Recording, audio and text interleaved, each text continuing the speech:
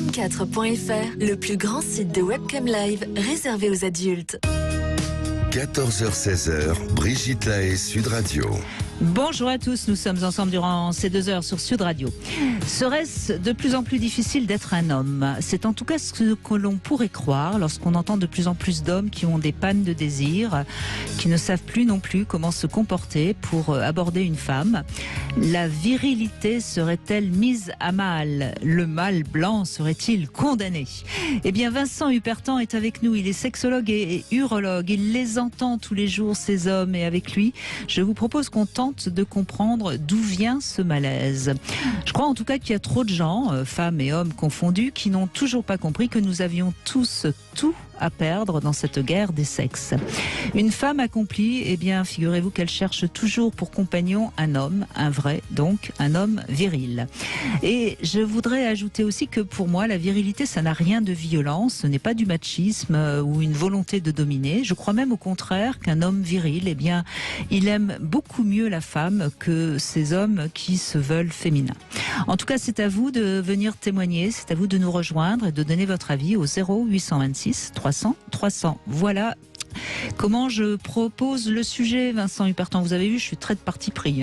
Oui, mais c'est un sujet qui reflète aujourd'hui la réalité de notre société. Voilà, j'ai vu au fil du temps que les profils des gens qui consultent, les motivations, la manière dont ils vont formuler le besoin, la plainte, la souffrance, elle est très différente. Donc avant, c'était venez pour la panne, pour l'érection. Et là, aujourd'hui, clairement, le premier motif de consultation, docteur, je n'ai plus de désir. Voilà, c'est ça qui m'a donné envie d'aborder ce sujet avec vous, parce que je sais que vous recevez des hommes continuellement, c'est votre métier, et j'entends depuis quelque temps, c'est très très récent, hein, je dirais que ça fait quoi? Ça fait à peine 2-3 ans, j'entends de plus en plus de femmes qui se plaignent parce que leur homme ne les désire plus, et ils ne désirent pas ailleurs, hein, et j'entends de plus en plus d'hommes qui ont des problèmes avec le désir, donc c'est quand même étonnant, parce que le désir masculin, jusqu'à présent, c'était presque trop fulgurant. Le désir, c'est un petit peu, c'est quelque part l'essence de l'être humain. Donc, je parle là de sens désir au sens large. Je parle de sens de désir sexuel, parce qu'en fait, on désire tous quelque chose dans la vie. Donc, c'est ce que la motivation, c'est le sens de la vie. Hein, et que je vois en matière de sexualité, il y a cette souffrance c'est comme ça qu'il exprime. Donc, en fait, c'est des hommes qui réellement ne ressentent plus de désir d'ordre sexuel. Donc ils vont faire autre chose, ils vont se projeter sur d'autres choses, d'autres réussites, du virtuel, si vous voulez, du méta, hein, mais moins dans la émotion sexuelle. Et ça crée un vrai problème à la fois d'individu, parce que lui, le mâle qu'il était là, il n'y est plus, et le couple, parce que du coup, le couple ne communique plus, parce qu'il y a de la communication amicale, la communication autre, mais il y a une dimension érotique. Et sans désir sexuel, sans érotisme, le couple, il est en danger. Absolument. Alors, il faut quand même aussi savoir que la testostérone, qui est l'hormone mâle par excellence, normalement, c'est une hormone qui provoque l'érection, qui provoque le désir, qui provoque l'agressivité au sens positif du terme, qui fait bander, pour parler encore plus crûment. Elle est toujours là. Donc, qu'est-ce qui se passe dans le corps d'un homme? Forcément, il y a un refoulement ou une inhibition dans sa tête qui fait que il occulte cette pulsion naturelle. Il me semble, non? Ouais. En fait, là, je parle au médecin que vous êtes. Hein. Voilà, le médecin que je suis, et je le vois en tant que... là, c'est ma dimension d'urologue qui est amenée à soigner des cancers de la prostate. Dans certains cas, il faut mettre en place une castration chimique. Il y a des hommes dans un couple épanoui qui n'ont plus de testostérone, et pourtant le désir est là, parce qu'il y a une dimension affective. Donc c'est ce que je dis, on n'est pas juste un sac de testostérone, on n'est pas des gorilles blindés de testostérone. Il y a une dimension humaine, sentimentale, affective, et c'est ça notre humanité. C'est la différence par rapport au reste. Donc il n'y a pas besoin de la testo. Elle participe, mais on est trop focalisé testo. La testo, elle est là, ça fait partie de l'équilibre biochimique du cerveau et du corps, donc on a besoin.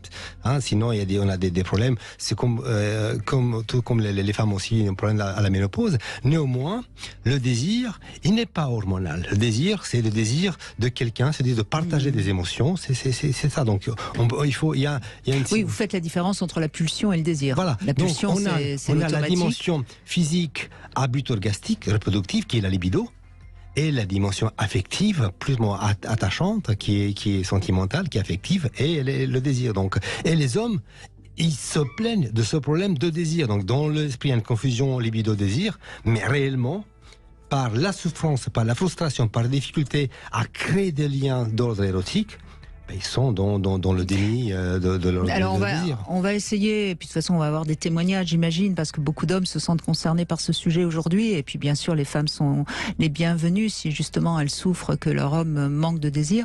Mais quelles seraient les causes? Parce qu'on parle parfois de la pornographie, qu'il est complexe trop, on parle du stress ambiant, on parle de ces femmes qui sont de plus en plus demandeuses de manière un petit peu trop évidente.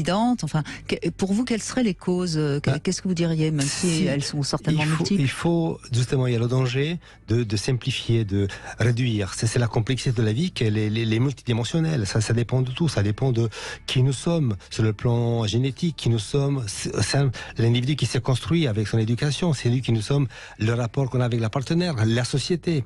Or, mais regardons, qu'est-ce qui change? Notre ADN n'a pas changé. L'éducation n'a pas changé. Ce qui change, c'est la pression l'éducation sociétale. Un petit peu quand même. Oui, on élève les filles et les garçons différemment d'il y a 50 ans. Là, quand on parle de désir, aujourd'hui, je parle de ce que je vois à ma consultation, c'est la tranche d'âge 30-60 ans. Donc 30-60 ans, donc on a parfois moins de 30 ans, parfois plus de 80 ans, ça existe. Mais le problème de désir que je le vois, c'est dans la tranche d'âge 30-60, dans lequel on n'a pas de problème physique. Il n'y a pas de déficit, il n'y a pas de baisse de testostérone ou oui, jusqu'à 60 ans, voilà. Ça va. Donc, nous sommes. Mais ce qui a changé aujourd'hui, depuis, parce que vous parlez bien de post-Covid, enfin, je pense qu'après, avant Covid et post-Covid, c'est l'image dans la société. C'est tout ce sabotage médiatique sur le mal qui fait que. Le rejet du patriarcat. Exactement. Et ils ont peur. Ils ont peur. D'être assimilés au mâle blanc. Exactement. Ils ne veulent plus être assimilés à ça. Cet aspect de synonyme de. Ils ont peur. Donc, du coup, ils préfèrent passer outre. Donc, ils vont vivre différemment leur sexualité. Très en solitaire, très sexualité tarifée, si vous voulez. Mais plus dans l'investissement affectif avec une femme.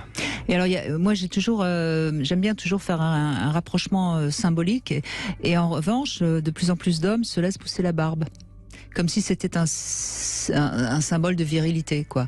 C'est-à-dire qu'ils sont un peu en retrait, mais sur le plan comme ça physique, on a l'impression qu'ils ont besoin de se faire pousser la barbe. C'est vrai, c'est très très à la mode. Hein. Voilà, c'était à la mode. Après, à ma constatation, je ne peux pas dire que j'ai vu un lien entre les hommes. J'ai pas plus d'hommes barbus qui consultent. J'ai toujours les mêmes profils. Ça n'a pas changé en termes non, mais je vous assure, faites attention. Voilà, vous verrez. Bien sûr. Mais par contre, si vous voulez, par contre, il y a plein d'hommes qui cachent très bien leur jeu.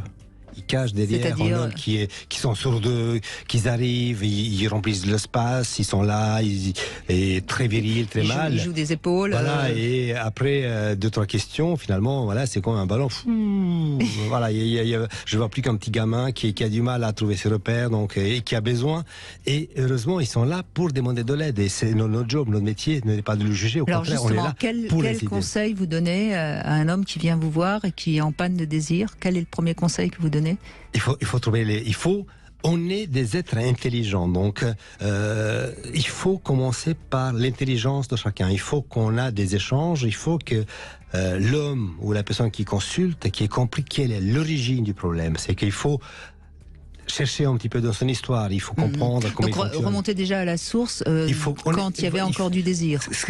Il faut comprendre qu'est-ce qui fait que ça change, quel élément clé, parce qu'il y a toujours effectivement, c'est multifactoriel, mais il y a toujours un élément, qui fait que ça a basculé. Donc, et que si on arrive à identifier, on n'a pas beaucoup de temps, donc on arrive à identifier ce moment-là et la mécanique. Après, une fois qu'on a ça, on peut la déconstruire et à se reconstruire différemment dans une autre dynamique. Et que généralement, les patients sont assez intelligents, donc on arrive à faire un bon travail. Généralement, ils arrivent, une fois qu'ils ont compris. De toute façon, déjà, le fait qu'ils viennent, c'est qu'ils ont envie de trouver une solution. Mais surtout, après, c'est mon rôle. Mon rôle, c'est de les aider. Une fois qu'on les a aidés de comprendre le problème de départ, après, le travail est extrêmement simple à mettre en place. D'accord.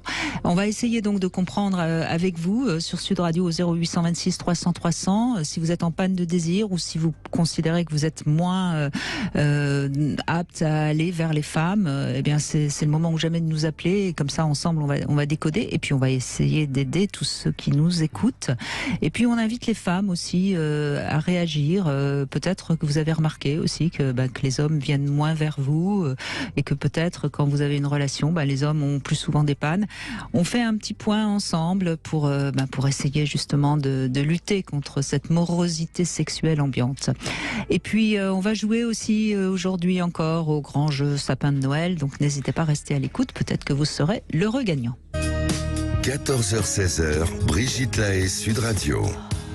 Eh bien, nous continuons avec Vincent Hupertan à essayer de comprendre de quoi on parle quand on parle de virilité. Est-elle mise à mal? On vous invite évidemment à réagir sur Sud Radio au 0826 300 300. Et c'est David qui est avec nous. Bonjour David. Bonjour Brigitte. Bonjour à votre invité. Vincent Hupertan qui est avec nous.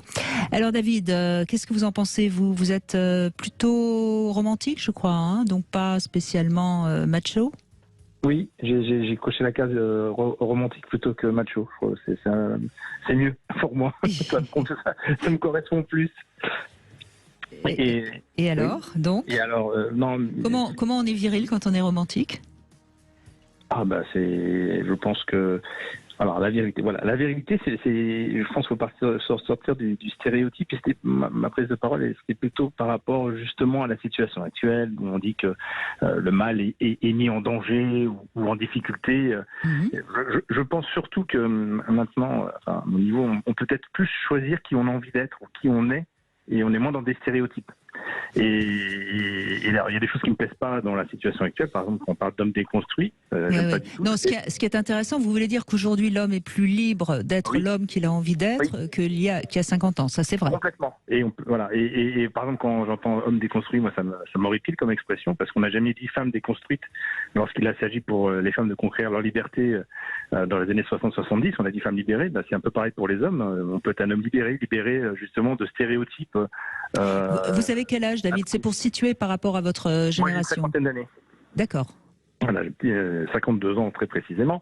Et donc, je me considère comme un homme potentiellement libéré. Vous voyez, d'avoir réfléchi un peu quelles étaient mes pulsions, ce que j'aimais réellement dans la vie, la place que je voulais avoir, ce qui me plaisait, qui j'avais envie d'être, et pas tellement me conformer bêtement à un modèle précédent en faisant un copier-coller, voilà.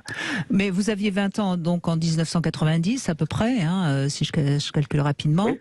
En 90 déjà, on n'était plus dans le modèle de l'homme qui doit absolument être fort, etc. Vous aviez déjà cette ouverture. Mais en tant qu'enfant, j'ai baigné dans des films un peu plus anciens, donc. Ah oui, les cow-boys et. Les cow-boys, c'était John Wayne, oui, on pouvait qui enlace, voire un peu force sa partenaire, en tout cas dans un rapport de force dans lequel il implique une force physique à plusieurs moments dans le film, ça se voit souvent.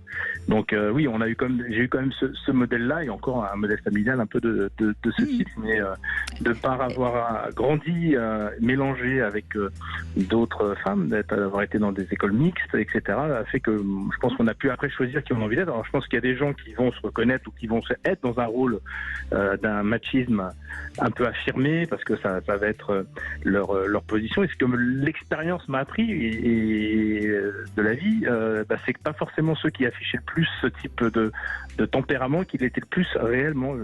Je vois très bien un exemple de quelqu'un que je connaissais bien qui affichait ça, vraiment était ultra sportif, baraqué. Et je vous confirme, David, je sais pas pourquoi je vous tutoie tout d'un coup, je vous confirme, David, c'est pareil au lit. Voilà.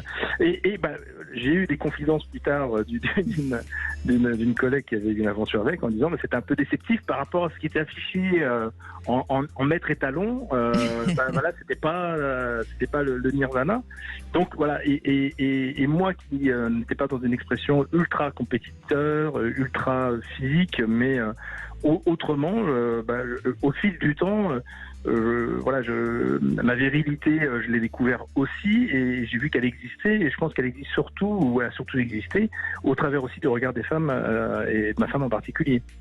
Vous avez raison, je crois que nous avons tous été dans un rôle. Donc on a été éduqués et le rôle, on fait du copier-coller. On regarde dans la société, on regarde d'abord le modèle parental, on regarde les films, on regarde John Wayne, on regarde tout ça et puis après on essaie de jouer notre rôle. Aujourd'hui, les choses ont changé, c'est qu'il y a une espace de liberté de l'individu plus importante, donc on peut être enfin nous assumer. Mais en même temps, il y a aussi la société reste quand même avec, il y a d'autres rôles, d'autres pressions qui font que parfois ces transitions n'étaient pas toujours en douceur. Donc parfois on peut être différent, mais parfois il y a quand même des pressions qui font qu'on est quand même mal à l'aise avec le changement extérieur. Complètement. Mais je pense que et pour revenir, dans l'intimité, on peut être très viril, c'est l'intimité, et pas forcément être, vous avez fait tout à l'heure l'expression de gorille, dans la vie quotidienne ou dans la vie même relationnelle. Je considère vraiment ma femme comme mon égale, et j'ai pas de souci avec ça. Et elle est même supérieure à moi dans bien des domaines, comme moi je peux être aussi plus habile dans d'autres par rapport à elle. Et j'ai pas besoin de me sentir dominant dans tous les domaines et partout pour dire ma virilité c'est bien, elle est bien conservée, donc je suis rassuré. La force de ma femme me rassure en disant si elle m'a choisi, waouh, ça vaut la peine. Et j'aime bien ce que vous dites, parce que c'est vrai que en tant que femme, on se construit à travers les hommes qu'on rencontre, et en tant qu'homme, on se construit aussi à travers les femmes qu'on rencontre. Sauf que inconsciemment, on les choisit, ces femmes-là ou ces hommes-là. Il n'y a pas de hasard. Le choix. Enfin, peut-être il y a de la rencontre, mais le fait de faire un long chemin avec, le plus long possible, c'est montre que ça a matché d'emblée, c'est qu'il y a eu un pari qui était fait, mais le pari était gagnant. C'est-à-dire, David, quoi qu'il en soit, je pense que vous avez eu une enfance suffisamment sécure pour vous permettre de vous découvrir comme vous aviez envie de vous découvrir, et vous avez su faire un choix d'une femme qui vous a aimé et respecté tel que vous êtes, voyez. Je pense, oui. Mais déjà, à la base, si on est aimé de ses parents, c'est un bon départ. C'est le bon départ. Oui. Bien sûr. Bien sûr, vous partez pas avec un handicap, comme on dit. C'est ça. C'est un prérequis. Oui. Et peut-être pour conclure, que les hommes se rassurent. Les femmes, on peut aussi être galant, on peut jouer un rôle. Par exemple, c'est moi qui ouvre la boîte de cornichons parce que j'ai plus de force. Donc voilà, ça rend ma virilité à table 20 secondes, donc je suis content. Ou dans l'intimité, on peut être encore une fois dans un rôle viril, sans pour autant devoir en effet devoir écraser ou devoir donner même l'image. Je crois que parce que vous avez aussi une femme qui assume sa féminité et qui n'a pas besoin de prouver qu'elle peut faire tout comme un homme. C'est tout. Voilà. Parce que chacun trouve sa place. le problème de beaucoup de femmes, c'est qu'elles veulent montrer qu'elles n'ont plus besoin des hommes. C'est un peu ça le problème aussi, non, Vincent Hypertant? C'est souvent le problème du désir qu'on évoquait, c'est plutôt des hommes qui sont célibataires, divorcés, séparés, donc qui doivent se reconstruire dans un couple. Ils ont du mal à repartir à zéro dans un couple après avoir vu l'échec d'un premier et avec toute cette pression. Merci David de ce témoignage bien positif pour démarrer ce sujet un peu délicat.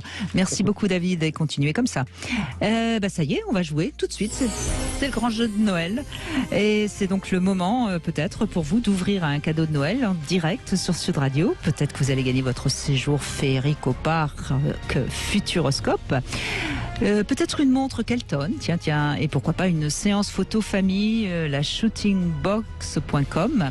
Enfin bref, il y a beaucoup de cadeaux qui vous attendent au pied de ce grand sapin de Noël sur Sud Radio. Et pour gagner, bien sûr, vous le savez, il faut appeler le 0826 300 300 et on fera gagner le 8e appel aujourd'hui. Voilà, allez, une petite pause et dans un instant, nous retrouvons notre Sexy News, Flore Chérie. Brigitte Lahaie, Sud Radio, c'est l'instant Sexy News. Et c'est avec Flore Chérie, Vincent Hypertant, et je crois que vous allez nous parler de préservatifs gratuits. Oui, mais on en a déjà entendu parler vendredi, c'est une bonne initiative ça. Oui, c'est ça, vous avez certainement vu ça passer. Le président Emmanuel Macron a annoncé jeudi dernier la gratuité des préservatifs pour les 18-25 ans, avec un ajout supplémentaire le lendemain, une réponse entre autres à l'animateur Christophe de de Chavannes qui se bat pour la gratuité des préservatifs depuis des années. Une réponse que je trouve assez couillue, la gratuité des préservatifs étendue aux mineurs de moins de 18 ans. Pour l'annoncer, le président évoque dans une vidéo pourtant plutôt cool et décontractée sur les réseaux sociaux un sujet extrêmement sensible, les rapports sexuels des moins de 18 ans. Une sorte de zone très très grise qui dure 3 ans, de la majorité sexuelle fixée en France à 15 ans jusqu'à la majorité légale à 18 ans. Un moment de grande transition où la sexualité est très difficile à évoquer médiatiquement et pourtant c'est une période où il y a beaucoup de risques de transmission d'IST et de grossesse non désirée, notamment parce qu'à cet âge-là, on dépend encore de ses parents pour avoir accès à la contraception et à l'information et que les parents ne sont pas toujours très arrangeants, voire même toujours très au courant de ces sujets. Et puis il y a surtout qu'à ces âges-là, les femmes sont très très très fertiles. Il y a aussi ce facteur-là, avec des règles qui peuvent être très difficiles à repérer parce qu'il y a une irrégularité. Donc c'est des âges particulièrement sensibles et qui sont invisibilisés quand on parle de sexualité. On adore parler des plus de 18, mais alors dès qu'on touche au moins de 18, on est dans quelque chose de très touchy. D'ici à évidemment y voir une promotion de la pédophilie, il y a bien sûr CAPA, ses détracteurs ont été ravis je crois pas. de pointer du doigt un gouvernement qui incite la jeunesse à la débauche, alors que selon moi, parler de sexualité et offrir une accessibilité aux moyens de protection est un pouvoir, un moyen de responsabiliser la jeunesse et de la mettre en capacité d'accepter ou non un rapport sexuel, d'en mesurer les différents risques à leur juste valeur, sans les dramatiser, et d'y mettre ses propres conditions. Parler, pour moi, ce n'est pas inciter, c'est éclairer. Et je suis ravie de voir que le gouvernement suit cette logique. Le préservatif gratuit pour les jeunes ou pris en charge par la sécurité sociale vient s'ajouter à une série de mesures plus générales sur la sexualité. J'en avais déjà un petit peu parlé sur ce plateau, la gratuité de la contraception des femmes de moins de 26 ans ou l'accès au dépistage du VIH sans ordonnance dans les laboratoires avec une prise en charge à 100% de ce test. Cette gratuité du préservatif à destination de la jeunesse, elle rentrera en vigueur à partir du 1er janvier 2023, une façon de bien commencer l'année. Et pour ceux qui sont plus âgés et qui râlent en disant qu'eux, ils sont obligés de payer plus cher pour baiser, cela fait déjà quelques années que 2 marques de préservatifs sont remboursées à 60% par la sécurité sociale, Eden et Sortez Couvert. Et ces 2 préservatifs sont accessibles sans limite d'âge. Alors il faut rendre hommage à Christophe de Chavannes qui avait beaucoup travaillé sur la question du préservatif dans les années SIDA. Et puis c'est là où on voit que notre président il est jeune et donc un peu plus en avance sur cette question de sexualité des jeunes. Ce qui est terrible, c'est que là on parle le problème d'âge, alors qu'on a des études depuis des années. On sait que l'âge moyen de début de la vie sexuelle c'est 17 ans, donc on a tous les rapports le disent. Donc ça c'est moyen, donc c'est pas le début, c'est l'âge moyen. Donc ça veut dire que forcément il y a quand même une hypocrisie. Donc on sait, et on sait aussi qu'à ce moment-là il y a tous les risques de grossesse, tous les risques de MST. Il y a pas que le VIH, il y a tout le reste, parce qu'à la limite le VIH aujourd'hui c'est une chose, mais il y a tout le reste. Et il y a surtout un autre point qu'on oublie toujours, la sexualité est très cognitive. Si à 15 ans on fait l'amour pour la première fois et qu'on met un préservatif parce que c'est gratuit et parce que ça apparaît normal et parce qu'on en a entendu parler, eh bien, on a le réflexe toute sa vie de se protéger, et donc ça serait c'est une économie pour la sécurité sociale, parce que ça coûte très cher les personnes qui sont séropositives ou qui ont la syphilis, etc. Après, il est normal qu'on les soigne. C'est attention qu'on ne se méprenne pas sur mes propos, mais non, moi je trouve que c'est formidable. Et en parlant d'économie sur la sécurité sociale, le vrai parcours c'était aller voir un médecin traitant qui après donnait une ordonnance pour avoir le préservatif gratuit. Donc en fait, ça a rajouté une étape supplémentaire qui est une charge pour la sécurité sociale qui n'était pas forcément utile. Donc finalement, on simplifie ce circuit. Donc c'est presque une économie par rapport au circuit en place qui était déjà mis en place de gratuité mais qui était complexe dans les faits. Économie, combien ça coûte, que finalement le coût est ridicule, donc c'est même pas un problème de dépenses. Et par contre, ça responsabilise les jeunes. Oui. Ils savent que c'est comme ça, ils savent que c'est comme ça. Mais alors, on va faire quoi? On va mettre des distributeurs dans les écoles. Alors, il y avait déjà les assistants, les infirmières scolaires pouvaient déjà donner des préservatifs gratuitement. Concrètement, ils n'ont pas encore communiqué de façon claire sur la façon dont ça allait être mis en place. Par exemple, est-ce que c'est certaines marques de préservatifs qui seront distribués gratuitement? Est-ce que c'est tous les préservatifs? Et il y a des choses qui sont pas très claires dans cette mise en place. On va attendre début 2023, on aura certainement les réponses. On aura les informations. En tout cas, moi, je salue. C'est une très bonne chose. J'applaudis, si je le pouvais, des deux mains, cette initiative. Mais merci Flore Chéri. Je rappelle que vous êtes également l'auteur de ce roman. Il y a longtemps qu'on n'en a pas parlé, mais on peut encore le trouver. Matriarchie, c'est aux éditions de La Musardine et on vous retrouve bien sûr sur union.fr. Merci beaucoup Flore de cette bonne nouvelle. On retrouve Cécile qui est avec nous. Bonjour Cécile. Bonjour. Merci d'être avec nous. 3 questions auxquelles vous allez pouvoir répondre et puis vous pourrez en poser une après à Vincent. Première question, qu'est-ce que vous attendez surtout d'un homme sexuellement? De l'altruisme, j'ai envie de dire. Je pense que c'est un partage. Hein. Moi, je ne conçois pas une sexualité à sens unique.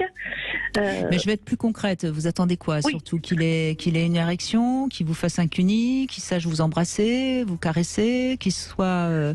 Je suis hyper exigeante. Vous êtes hyper exigeante. Ah bah donc.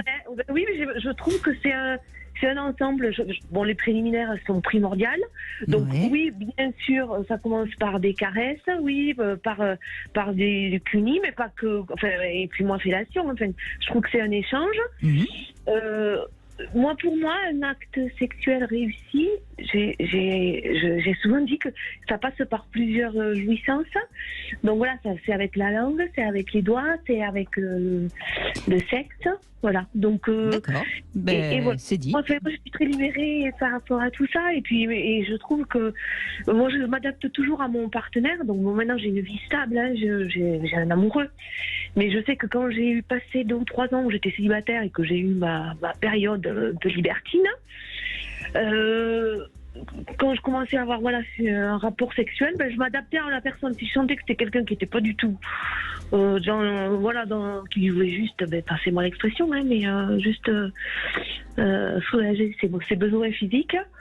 Moi, ça vous intéressait pas. Voilà.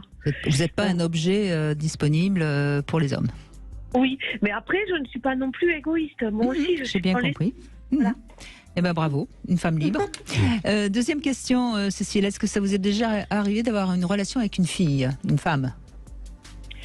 Pas jusqu'au bout, non. Juste des bisous langoureux et des caresses. Mais pas plus. Donc vous aimez vraiment les hommes? Bon. Oui, parce que c'était de la curiosité. Je me suis posé la question parce que je regarde les femmes, je regarde tout le monde, hein, les hommes, les femmes, et je me suis posé la question, est-ce que... Et puis non, c'est pas pour vous. Et dernière question, à part dans un lit, où est-ce que vous aimez bien faire l'amour? Partout. Oh dis donc. Écoutez. Et alors, s'il y a des hommes qui appellent pour avoir notre numéro, on fait quoi, Cécile? Non, c'est foutu. C'est foutu, ça y est, vous êtes classée. D'accord. Bon. Et l'endroit, la fois où j'ai adoré, c'était pas prévu, c'était dans la forêt, sous la pluie.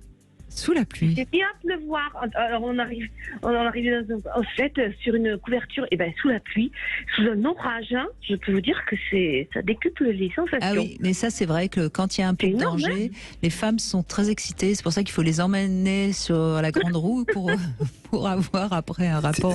C'est pas ce que les hommes croient. C'est justement le problème de danger. C'est celui-là que c'est pas. C'est pas bon pour les hommes. C'est pas bon pour l'élection. C'est pas bon pour l'élection. Mais c'est bon pour les femmes. On n'est vraiment pas fait pareil. Voilà. Bon, Cécile, vous pouvez poser une question à Vincent Hupertan, il vous écoute, allez-y. Et je suis désolée, mais j'ai pas de questions. Tant pis pour vous. Ça fait un petit moment que je cherche, mais non. Non, mais attendez, il n'y a pas de. Il va être ravi de ne pas avoir à répondre à une question intime. C'est ça. Oui, plutôt que de ne pas perdre de temps à chercher une question bateau, voilà. Bon, en tout cas, c'est pas grave. Beaucoup ce que vous faites, j'aime beaucoup votre émission et merci à votre invité, voilà. Merci d'avoir participé et puis bravo, ça fait plaisir d'entendre une femme qui est libre dans son corps et dans sa vie amoureuse. Alors, je crois qu'on a notre gagnant. Et oui, je reconnais le jingle. Bonjour Douglas. Bonjour Brigitte, bonjour Sud Radio. Donc ça y est, vous êtes le 8e à avoir appelé et donc c'est ce chiffre qui vous porte bonheur. Et alors, qu'est-ce que vous avez gagné ? C'est la date d'anniversaire gagné ? de mon fils. Oui, c'est vrai, aujourd'hui, oui. Le 12 décembre ? Non, le 8. Le 8 décembre, d'accord. Eh bien, qu'est-ce que vous avez gagné ? Voyons. Vous avez gagné votre coffret montre ruban avec un duo de 2 bracelets bijoux de la marque Les Interchangeables d'une valeur quand même de 187 €. Voilà. Donc merci beaucoup. Ça fera un beau cadeau sous le sapin pour ma chérie. Je pense. En tout cas, c'est 3 cadeaux prestigieux que vous pourrez en effet mettre au pied de votre sapin de Noël. Bon, en tout cas, notre grand sapin de Noël, ça continue jusqu'au 25 décembre. Donc restez avec nous sur Sud Radio et peut-être que tout à l'heure, c'est vous qui pourrez ouvrir en direct avec nous votre cadeau de Noël. Mais pour l'instant, on fait une petite pause et on revient sur la virilité dans un instant. Bonjour, c'est Cécile de Ménibus. Je vous souhaite de très jolies fêtes de fin d'année sur Sud Radio. Bonne fête avec Sud Radio. Sud Radio. Parlons vrai. Se faire plaisir toujours au bon prix chez Auchan. Jusqu'à demain, pour toute commande de 60 € d'achat minimum sur le site traiteur.auchan.fr, profitez d'une remise de 10 € sur votre commande. Avec une offre pareille, vous choisissez le menu, on s'occupe du reste. Auchan, avec plaisir. Jusqu'au 13 décembre, uniquement sur le site traiteur.auchan.fr. Remise de 10 € pour toute commande de 60 € d'achat minimum, quelle que soit la date de retrait. Code Noël 10. Voir détails sur auchan.fr. Pour votre santé, évitez de grignoter. À tout instant, écoutez Sud Radio, en voiture, au travail, depuis votre smartphone. Installez l'application Sud Radio depuis le Google Play ou l'App Store. Bouygues Télécom. Diane de Dax a demandé au Père Noël de dénicher pour son ado un smartphone de rêve avec un forfait mobile à prix démentiel. Eh bien Diane, il a un bon plan pour vous. C'est Noël chez Bouygues Télécom. En ce moment, avec une B-Box Fibre, profitez de la série spéciale 50 Go à 15,99 € par mois pendant 12 mois, puis 25,99 € par mois. Et en plus, jusqu'à 160 € de remise immédiate sur une sélection de smartphones. Appelez gratuitement Bouygues Télécom au 3106. Engagement 24 mois, France Métropolitaine, offre soumise à condition, mobile d'une valeur de 160 € minimum. Sud Radio Figeac. 103.8. Sud Radio. Mater ou être maté ? Ou les deux ? Viens partager tes fantasmes les plus secrets sur Cam 4. Tout seul, à deux ou à plusieurs, avec Cam 4, c'est sans limite et sans tabou. Devant ou derrière ta webcam, rejoins-nous sur cam4.fr, le plus grand site de webcam live réservé aux adultes. L'accès est gratuit. Cam 4. Avec Bosch, c'est Noël avant l'heure. En ce moment en magasin, profitez d'un remboursement exceptionnel de 40 € sur la nouvelle perceuse Universal Impact 18 volts. Et en plus, ces 2 batteries sont compatibles avec plus de 100 outils de grande marque. Voir les modalités sur promotion-bosch.com. Nous sommes les donneurs de sang. Ceux qui donnent parce que c'est solidaire. Ceux qui donnent parce que c'est pas la mer à boire. Ceux qui chaque année participent à soigner 1 million de personnes. Nous sommes les changeurs d'histoire. Les joueurs collectifs, les optimistes nés. Rejoignez-nous. Devenez donneur. Devenez donneur. Les stocks sont au plus bas. Il est urgent de donner. Rendez-vous sur le site de l'établissement français du sang. Ça, c'est tout moi. À Noël, je suis un peu la chef d'orchestre. Tout doit être parfait. Ok pour les lumières et envoyez les chants. Pour Internet aussi, il faut que ce soit parfait. Et avec la fibre de SFR, on peut tous en profiter. Super, mais on va couper les chants en fait. À Noël chez SFR, profitez de la fibre à seulement 18 € par mois pendant 1 an, puis 38 €. Appelez le 1090, service et appel gratuit. SFR, soyez vous. Offre SFR Fibre Starter soumise à condition jusqu'au 12 décembre, réservée aux nouveaux clients, sous réserve d'éligibilité et d'un engagement de 12 mois. Lidl, réélu encore et encore, meilleure chaîne de magasins de l'année dans la catégorie fruits et légumes. Allô patron? Un pépin avec Lidl? Ah oui, et un gros hein. En ce moment, ils nous font la caissette de 2,3 kg de clémentine à 3,99 €. La caissette de 2,3 kg de clémentine est à moins de 4 € chez Lidl? Tu me mens. Ah non, je vous ai jamais menti. Enfin, pas sur le prix des clémentines en tout cas. Ça revient à 1,74 € le kilo. Et le gros pépin pour nous hein. Lidl, le vrai prix des bonnes choses. Pour plus d'économies, téléchargez Lidl Plus, votre programme de fidélité. Catégorie 1, origine Maroc. Plus d'informations sur Lidl.fr. Cam4.fr, le plus grand site de webcam live réservé aux adultes. 14h-16h, Brigitte Lahaie, Sud Radio. Toujours en compagnie de Vincent Hupertan, urologue et sexologue. Je rappelle que vous êtes également l'auteur de ce livre, L'Encyclopénis. C'est aux éditions Le Duc, dans lequel justement vous évoquez toutes les questions de virilité, de sexualité des hommes. Et c'est un livre très complet que je peux vous recommander. Bonjour Julien. Oui, bonjour. Merci d'être avec nous, Julien. J'en prie. Alors justement, vous considérez en effet que c'est plus difficile aujourd'hui d'être un homme, hein? Alors oui, effectivement, je considère, parce que bon moi j'ai un certain âge, hein, j'ai la cinquantaine passée, donc de mes 18-20 ans, de ce que je m'en rappelle, à maintenant, effectivement, il y a eu une forte évolution. Alors bon, pour moi, il y a une évolution qui peut, dans une partie, dans le bon sens, mais dans une partie qui pose, je vais dire, enfin, pas problème, mais oui, qui pose problème dans la relation entre les hommes et les femmes, parce que du coup, il faut réfléchir à ce qu'on dit, à ce qu'on fait. C'est un peu plus compliqué. C'est une position où on est un peu plus instable. On se pose des questions. On dit, bon, si je dis ça, est-ce que ça peut être mal pris? Est-ce que... donc voilà, donc pour moi, c'est une évolution un peu plus compliquée. Et justement, ça vous est arrivé de dire quelque chose, de faire un compliment à une femme et qu'on vous rembarre? Oui. Ouais, bah oui. Ça m'est arrivé. Et pourtant, c'était un compliment absolument... Alors, sans arrière-pensée, juste que je la trouvais vraiment, vraiment jolie. Elle était vraiment bien habillée et très, très sexy. Et voilà, je lui ai juste dit qu'elle était super jolie. Et j'avais l'impression que je l'avais agressée ou tenté de la violer, quoi. Ouais, alors que je n'y avais pas été... je pense pas avoir été avec des mots ou violents ou mal polis. Enfin bon, voilà. Donc maintenant, c'est vrai que je fais quand même... Je réfléchis plus à ce que je dois dire, et puis il y a des fois, finalement, on ne dit rien parce qu'on dit, c'est pour se prendre la tête, c'est bon, quoi. Donc... C'est vrai que les mots ont changé de sens. C'est des choses qu'on pouvait dire facilement avant. Maintenant, on est sur la garde parce que c'est extrêmement compliqué. Leur analyse, elle est parfois sortie du contexte. Et puis, on s'en prend une baffe. Et puis après, c'est que pour la suite, vous savez, on s'est déjà brûlé une fois, on va essayer d'éviter se brûler la prochaine fois. Donc, oui, parce que dire à une femme qu'elle est jolie, enfin, a priori, bon, ça n'a rien d'agressif ou c'est pas la harceler, enfin. Mais pour certaines femmes, oui, c'est déplacé aujourd'hui. Oui, et puis après, il y a aussi, je pense que les gens, des fois, ne connaissent pas la véritable signification des mots. Parce qu'en fait, il y a la vraie signification d'un mot et il y a l'usage qui en est fait dans le langage courant et l'interprétation des mots qu'on va dire. Donc, des fois, c'est vraiment compliqué parce qu'on n'a pas forcément, on connaît pas, je veux dire, la vie de la personne qu'on a en face de nous lors d'une soirée ou autre, et on n'a pas forcément, on ne sait pas forcément si elle va interpréter correctement le message ou si de suite elle va le déformer, quoi.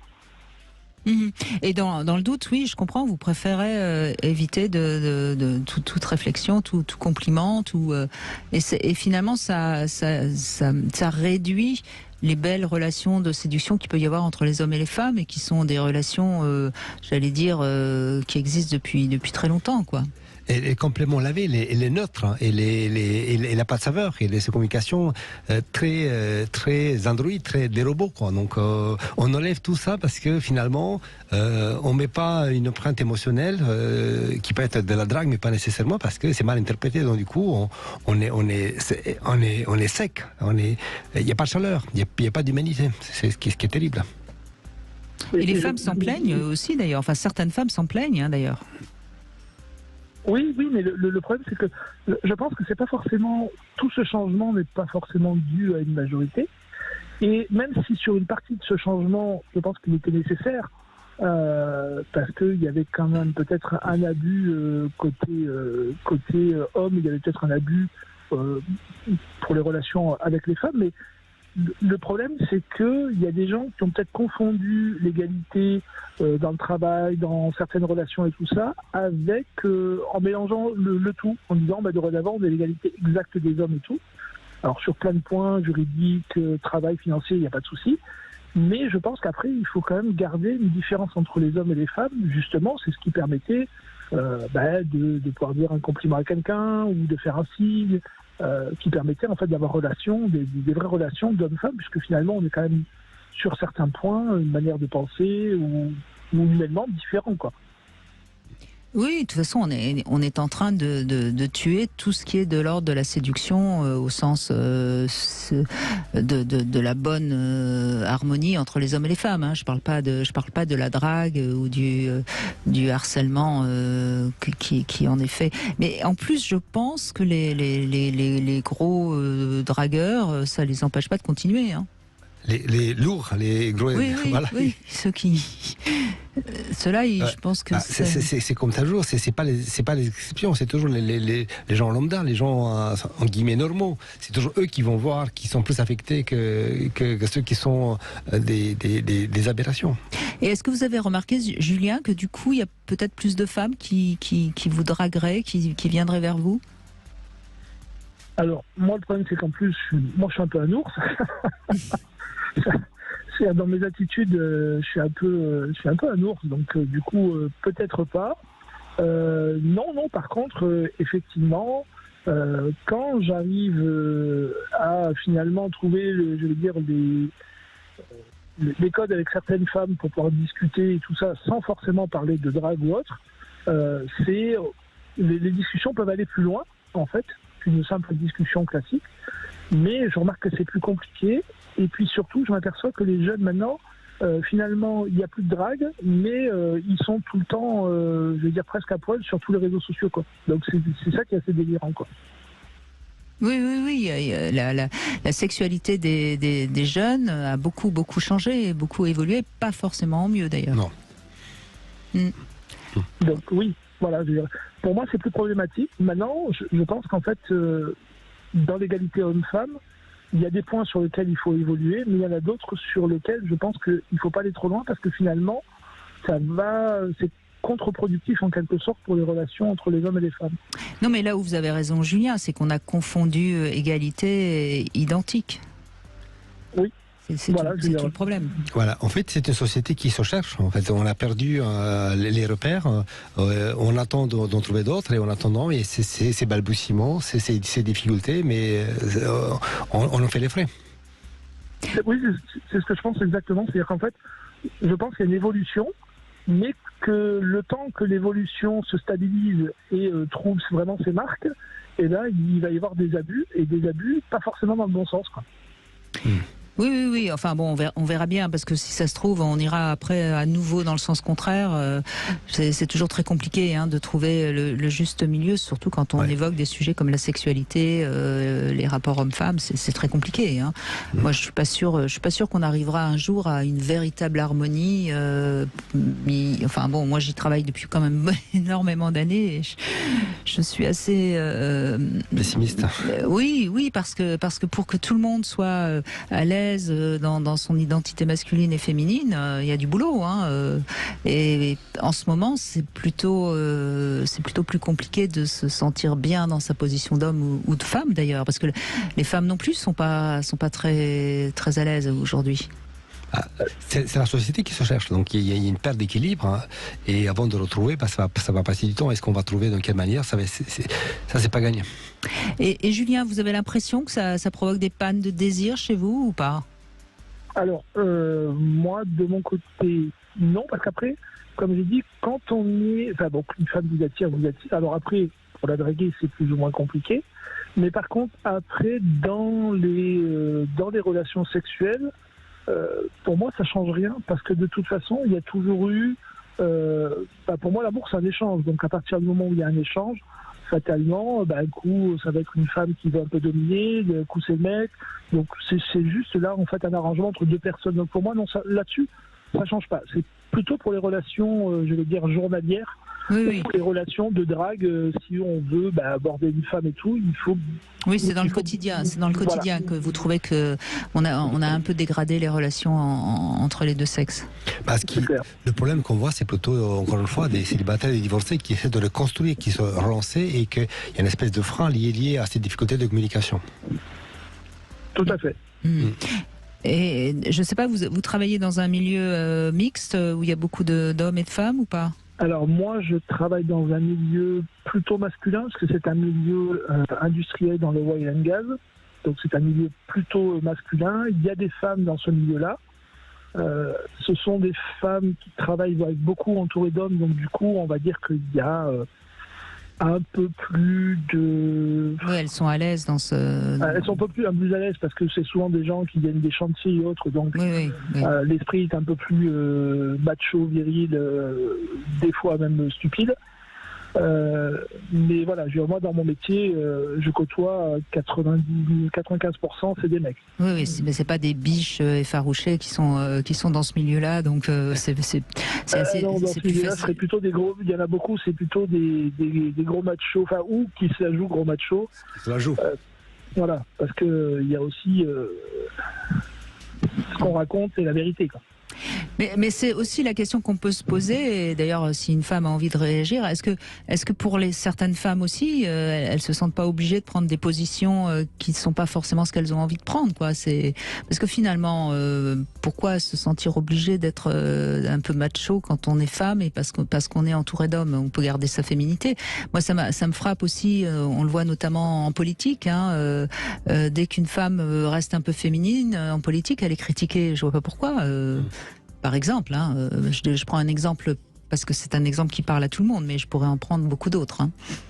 Enfin bon, c'est comme ça. En tout cas, merci Julien de confirmer un peu ce qu'on disait en début d'émission. Oui, il y a quand même des petits soucis et il serait bien qu'on en prenne conscience et qu'on essaye de les dépasser. Tout de suite, on va laisser la place aux infos, bien sûr. On va vous inviter, vous aussi, à réagir. Vous êtes d'accord, vous n'êtes pas d'accord. On a vu que il y a quand même quelque chose qui se passe et c'est bien de comprendre pourquoi.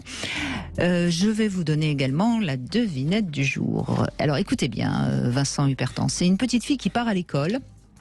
Et puis elle emmène son chat, enfin plus exactement sa chatte, dans son cartable. C'est important que ce soit la chatte et non pas le chat, parce qu'elle veut pas la laisser à la maison. Mais pourquoi elle veut pas laisser sa chatte à la maison, Vincent Hupertan? Vous avez tout le temps des infos pour essayer d'imaginer la raison pour laquelle cette petite fille ne veut pas laisser la chatte à la maison. Voilà, vous imaginez bien qu'il y a quelque chose en relation avec le côté féminin du chat. Tout de suite, on laisse la place aux infos. Alors je vous rappelle que vous pouvez aussi, si vous êtes une femme, réagir. Est-ce que vous avez l'impression que les hommes se comportent mieux ou est-ce que au contraire vous souffrez parce qu'ils sont de plus en plus fuyants? Est-ce que vous êtes d'accord pour dire que c'est quand même de toute façon les gros machos qui continuent à vous draguer et que ça n'a pas changé grand-chose en ce qui les concerne? Vous connaissez notre numéro, c'est le 0826 300 300. On se retrouve tout de suite après les infos. Sud Radio, il est 15h. Sud Radio. Bonne fête avec Sud Radio. Parlons vrai. Et les infos, c'est François Germain qui est avec nous. Bonjour à tous. Un sommet virtuel du G7 organisé cet après-midi. Il est notamment question de la guerre en Ukraine, alors que demain s'ouvrira à Paris une nouvelle conférence de soutien à Kiev, en présence notamment du Premier ministre ukrainien, sous l'égide d'Emmanuel Macron, des chefs d'État, de gouvernement et des ministres de 47 pays seront représentés. Il sera notamment question de l'aide internationale d'urgence. Eva Kaili, écrouée en Belgique, la vice-présidente grecque du Parlement européen, est visée par une enquête pour des faits de corruption et de blanchiment d'argent. 600 000 euros en liquide ont été retrouvés chez elle, de l'argent qui pourrait venir du Qatar. Dans ce contexte, Athènes annonce avoir gelé tous les avoirs d'Eva Kaili. Pour le chef de la diplomatie européenne, Josep Borrell, ces informations sont très préoccupantes. Ce drame au Royaume-Uni, 3 enfants âgés de 8 à 11 ans sont morts après être tombés dans un lac gelé. Un 4e, lui, a survécu mais se trouve dans un état critique. Ils avaient été repêchés hier par les secours en arrêt cardiaque. Les enfants étaient en train de jouer sur le lac lorsque la glace a cédé sous leurs pieds. La police est encore sur place à la recherche d'éventuelles autres victimes. En France, la réforme des retraites sera finalement présentée le 10 janvier au lieu de ce jeudi. Annonce d'Emmanuel Macron lors d'une réunion d'étape du Conseil national de la refondation. Selon le chef de l'État, ce recul de près d'un mois serait motivé par la récente reconfiguration du paysage, à la fois du côté des partenaires sociaux, mais aussi des oppositions parlementaires. Le message semble être passé. La vaccination contre le coronavirus est en nette hausse en France. En une semaine, le nombre quotidien de Français qui reçoivent une dose de rappel a doublé. Il y a quelques jours, le ministre de la Santé, François Braun, appelait à un sursaut de la vaccination en prévision des fêtes.